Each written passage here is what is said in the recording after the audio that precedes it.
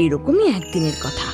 জঙ্গলে খরা হয়ে যায়, জঙ্গলের সব জলাশয় শুকিয়ে যায়, শুধু একটা পুকুর ছেড়ে। শের খান আর ওর মন্ত্রী চার্লস সেই পুকুর থেকে জল খাচ্ছিল। তখনই শের খানের মন্ত্রী চার্লসের মাথায় একটা অদ্ভুত প্ল্যান আসে।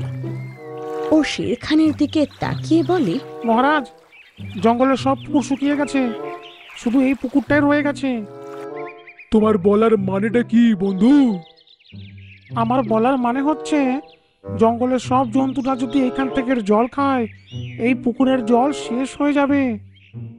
তুমি আমার প্রিয় মন্ত্রী আর একটা ভালো বন্ধু, তুমি আমার কত খেয়াল রাখো। এটা বলে শের খান নিজের মন্ত্রী চার্লসের সাথে নিজের গুহায় পৌঁছায়।